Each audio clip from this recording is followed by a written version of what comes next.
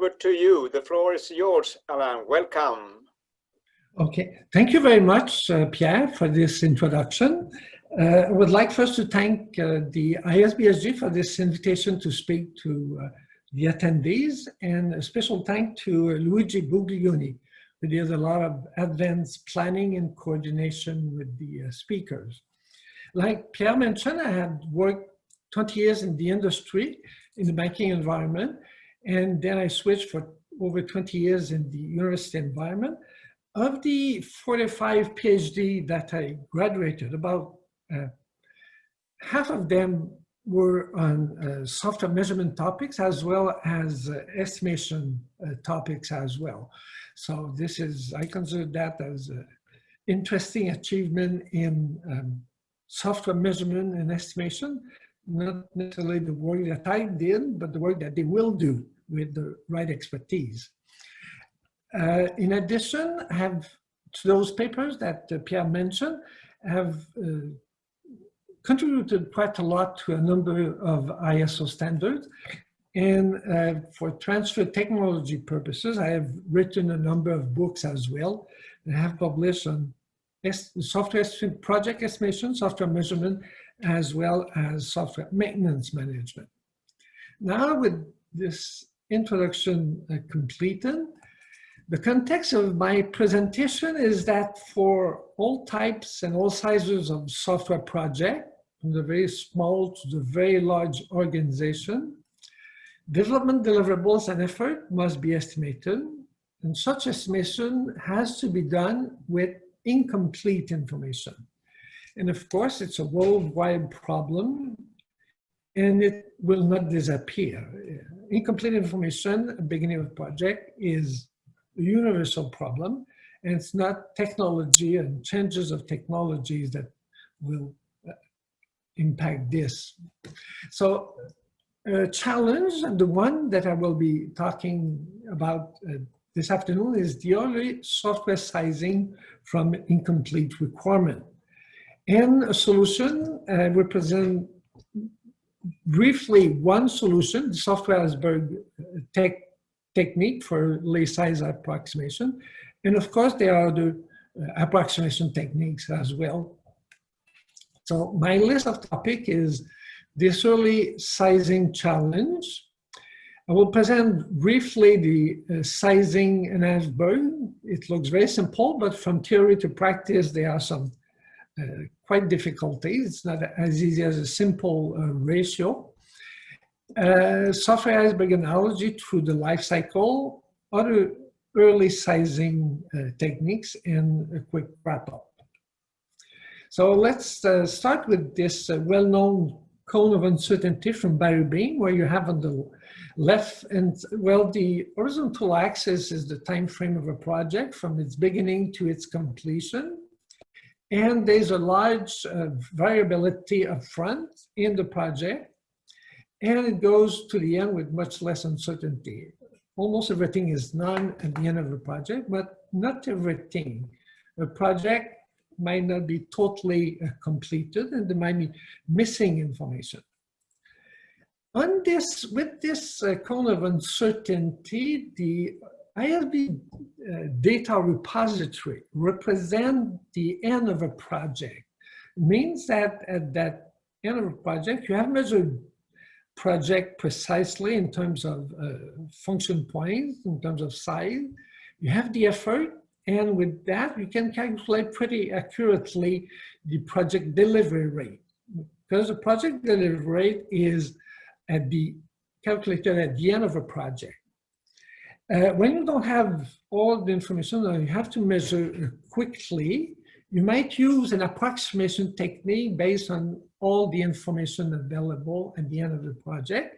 And this is where in Francisco's presentation, he was mentioning an approximation technique. So it's a similar topic I'm talking about.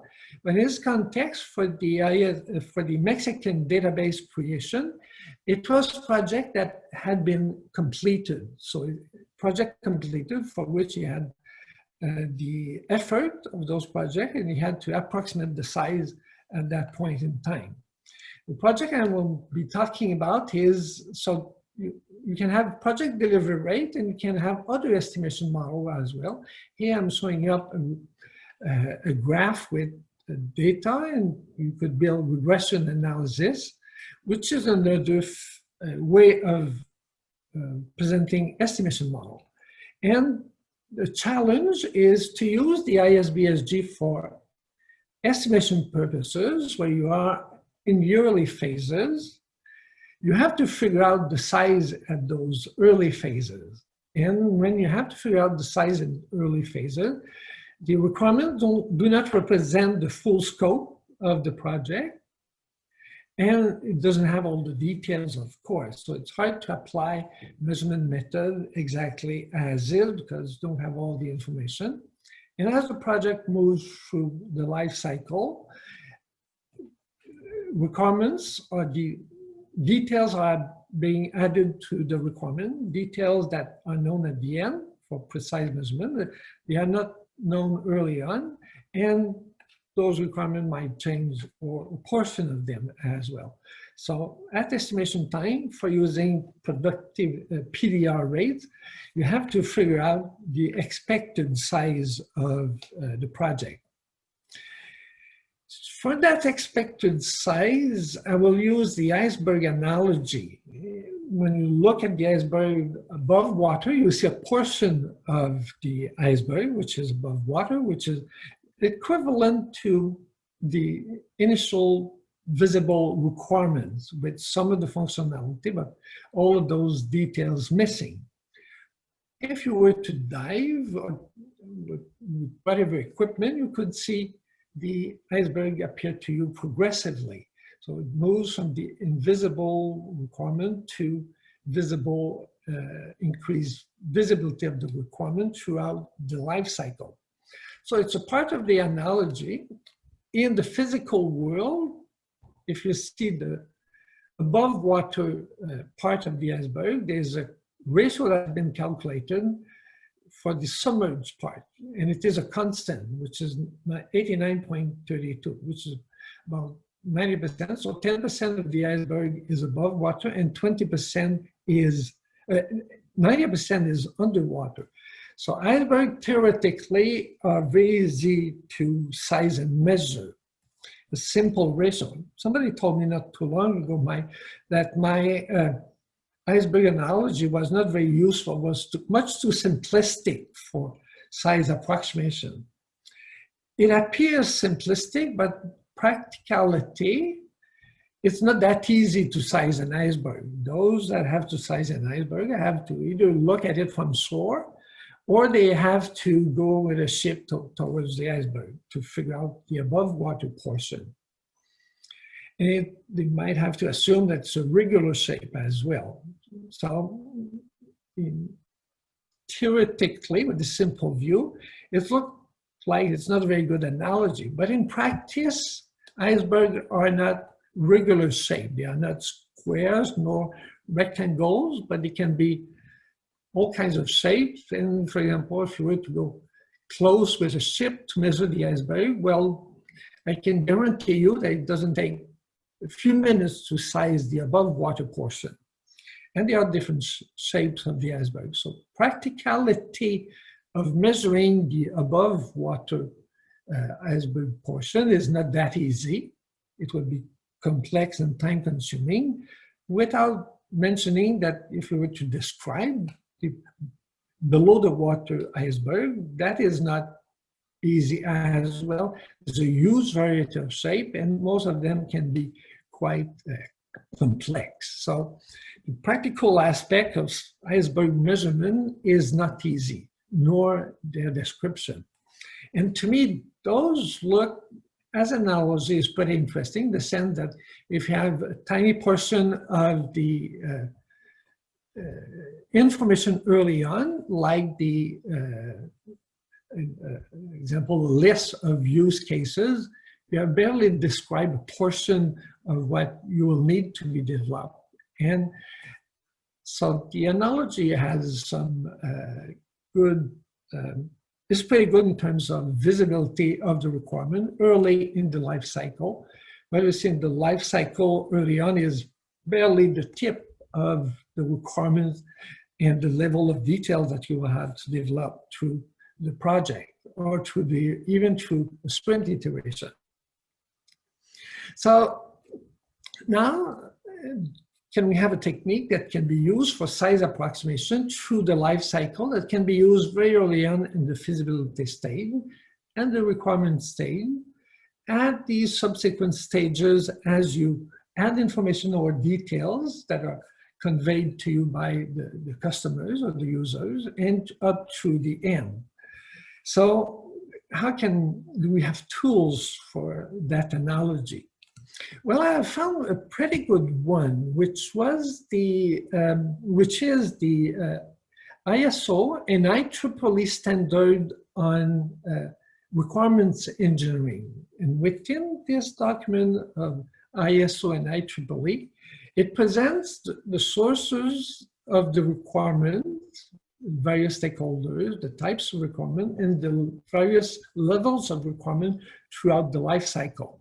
So this document of the IEEE can be used to structure an approach to that visibility requirement, because from what is described in this IEEE standard, you can figure out through a life cycle what progressively appears in a project.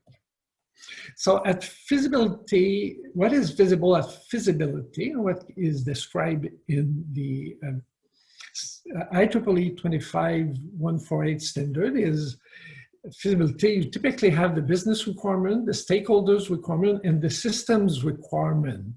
But typically you don't have anything yet about the software requirement.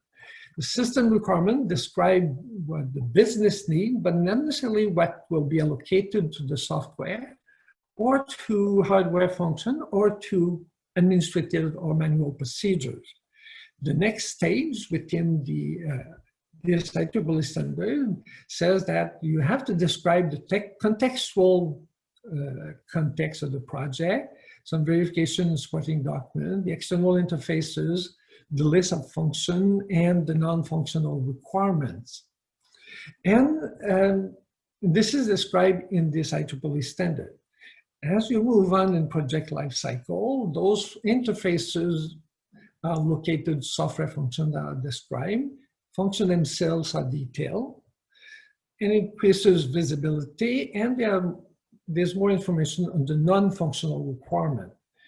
Those non-functional requirements upfront are very broad statement, and progressively they are detailed and allocated throughout the architecture in various other pieces of software that might not be the initial functions. And they can be described as well. And within the Cosmic Group, we have a documented process to describe those non-functional requirements that ultimately will be allocated as a software function. So with this IEEE to structure the concepts and ideas and the details and the progressive step, in this visibility sequence, if we have actual data that has been measured on project, can we describe levels of visibility, increased visibility, and what they would be? I have selected 4 levels here, from business function to function allocated to software, to operational functionality, and to functionality that have been from quality and NFR requirement that have been allocated to software. So this is the theoretical part. Now, how can we implement that in practice to figure out what are those ratios? In the Cosmic Group, there's a number of case studies. Those case studies have description of requirements from the top level to the very detailed one, from the business requirement to the very detailed requirements of function, including some of the data integrity functions that have been measured. And with this case study, if we take, and everything has been measured. So within those case studies, we looked at the measurement of the functionality that were within the quality function, operational function, details of business function, and the system function. And we figured out quantitatively, based on those precise measurements at the end, those ratios. 21% were coming from system function. If they had been measured at the early stages, 9% were coming from the next stage, 42% were coming from a much more detailed level, as well as some that had been assigned at the, identified at the quality level. So if we transform that into ratios, scaling ratios, we have come up with those scaling ratios. If the functionality had been specified at the top level only, at the business level or system level, this 20% is more or less a scaling ratio of 1 to 5, which means that the size of 10 CFP at the top level of function would lead to a ratio of, with the scaling factor of 5, would lead to 50 CFP. Similarly for the other scaling factors as well. And we did a couple of additional case studies from the COSMIC to verify those ratios. Those ratios are not, they refer more or less to the local calibration that Francisco mentioned. Those ratios are for this specific context only. If we were to use those scaling ratios in your organization, you would need to figure out those ratios within your environment and establish the rules with your levels using the IEEE standard as a guideline, as a procedure to do that. I will not go into the detail of the software iceberg analogy. I will, because it's documented in those COSMIC documents. It is in the COSMIC Practitioner Guide. In this Practitioner Guide, present additional technique. The one that I presented is not the only one. It's not a magic solution either. Within this guide, it presents 3 techniques, approximation technique that can be used upfront at the feasibility stage. There's this software iceberg analogy, but there are as well 2 additional ones that are presented in this guide: the early and quick sizing approximation technique and the easy function point. In the guide, there are 4 additional approximation techniques that can be used. For example, the average functional process approximation technique, another one based on average use cases, and those 2 of them are quite simple. But typically, they would not be applicable or usable at the feasibility stage because you don't have lists of those functional processes or you don't have yet the use cases. The third one at the requirement stage is the fixed size band, which classifies the functional processes or the use cases within a small, medium, large, or extra large in terms of fixed size band, or you can have equal size band where you allocate those small, medium, large into groups with equal contribution from a previous project. Those are not the, so in the practitioner guide, it explains how to use them in practice in a procedural manner.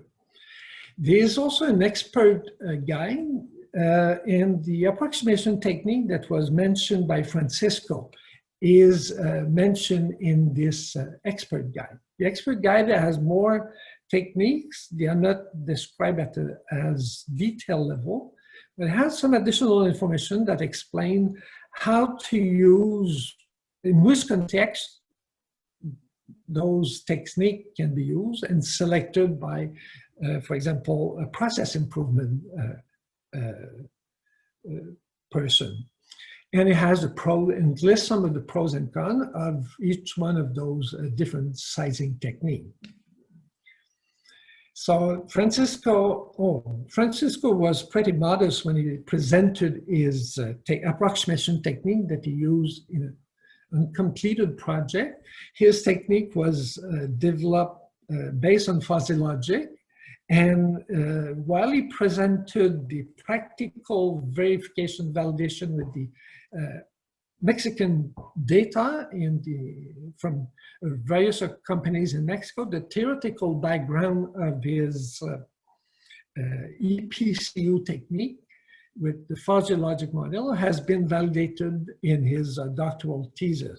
So he is pretty solid in terms of theory behind his model and the practical aspect as well. So now I'm listing here some of the documents, the set of resources that are available for software sizing through the life cycle. I have again the uncertainty curve from left to right from the various phases, the analogy of the iceberg with increased visibility of the functions that are located to software, as well as the details of those functions. Progressively, all of those details have to be coded by the programmer, while most of those details are not documented early on for sizing purposes. So early on, there's, with the cosmic approach, there's this early software sizing, the practitioner's guide with a variety of 7 distinct techniques.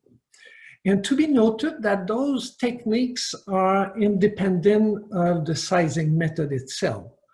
There's a label of cosmic on the document, but you can use any of those 7 techniques if you're using the IFPUG method or the NESMA method in terms of function point, or if you were to use lines of code, estimate of lines of code. The key concept of all those methods are independent of the sizing method. Within the cosmic environment, there are guidelines as well for measurement strategy patterns, which help refine some of those aspects. For the application at various stages, you have this overall standardized documents, so you can, if you have to tailor or customize the approach, my recommendation is to use this major reference here. It describes full project life cycle, but if you're into a context of agile environment with sprint and iteration, then you can figure out how this can be tailored to your agile context.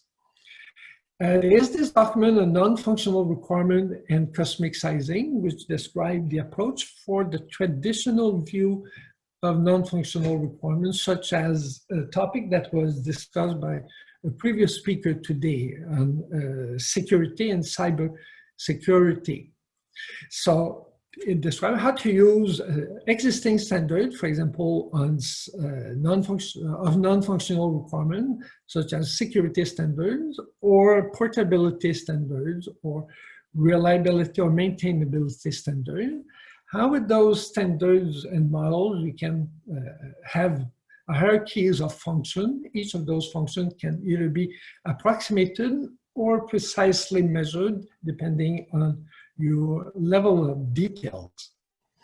And of course, at the end of a project, when you need to measure very precisely, then you take the official standards. Here I've shown the cosmic standard, the cosmic measurement manual. If you are using the IFPUG method, then you would use the IFPUG measurement manual, or the NESMA method, you would use the NESMA manual, which are typically applicable at those late stages, unless you have enough details in the life cycle.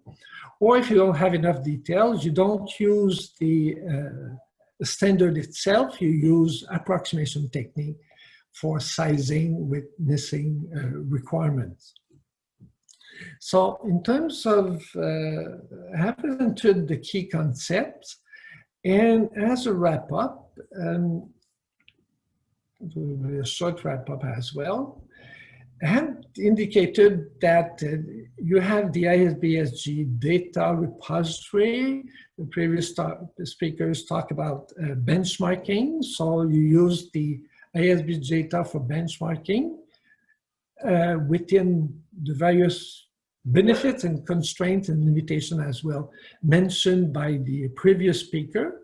When you are using it for estimation purposes, when you have this challenge of the estimation of size in those early phases with missing requirements.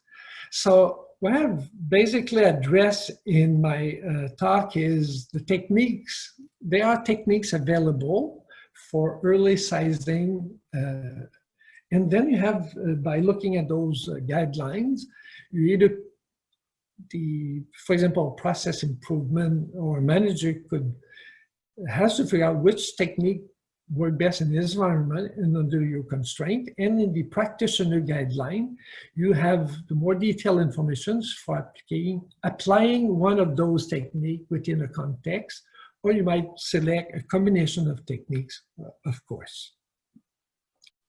On the horizon, what I see in the future is you have to use those sizing techniques.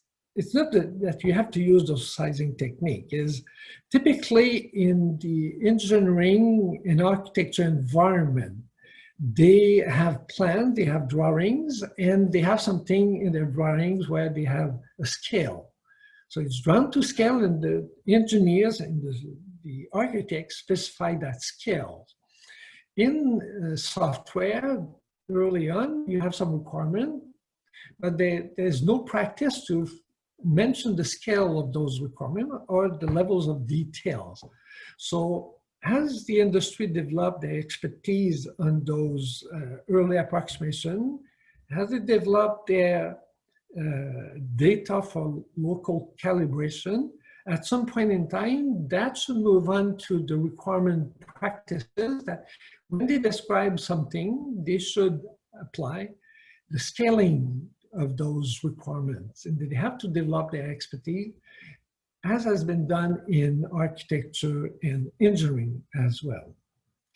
But I see, because engineers or architects, they draw something, it's a high level, can have even higher level diagram, but there's always somewhere on those diagrams that explain the scales of those diagrams.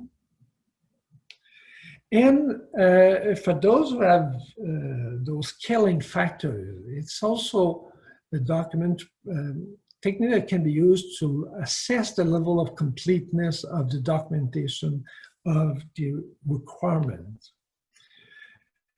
And as a last item, based on those documents of practitioner's guide on early sizing with cosmic and early sizing for either the practitioner's guide or the expert guide, we have almost completed the certification exam, and the certification exam will be launched within the next 2 or 3 months. So this is very close to implementation. And it's an illustration that you have to acquire expertise in those techniques. They are not easy, but the problem itself is not easy and requires good and best practices in the domain. And I would like to close my presentation with this and open up the question period.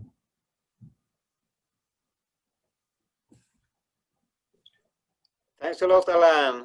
It was really interesting to hear your presentation and see what's in an iceberg. And it's often a lot of things hidden when you first start doing something, no matter what it is. Any questions for Alain? Here we have one question from an anonymous attendee. If we're using different techniques depending on how much we know that time, at the time I think is what they meant, how would we verify the accuracy of estimates at the end of the projects? Yes, it's a good question. And this is where you have to. How was the previous speaker? He had a step which is lessons learned at the end of the project. The retrospective. It's where the retrospective is very important, and this is on the basis that verification of the estimate at the end of a project is verification of the estimate of the size. So early on,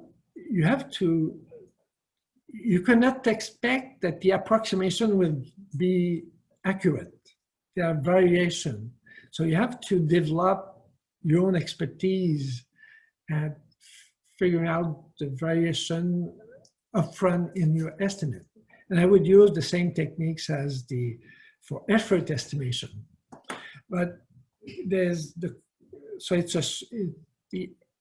using of the approximation technique is to scope the project and to monitor that scope throughout the project as the additional details are added. So it's not a magic formula. It's a technique that it has detail, it has assumption, and then you monitor those assumptions. If it meets the patterns of previous project, then you're pretty on scope. Then your effort estimate might be relatively reasonable.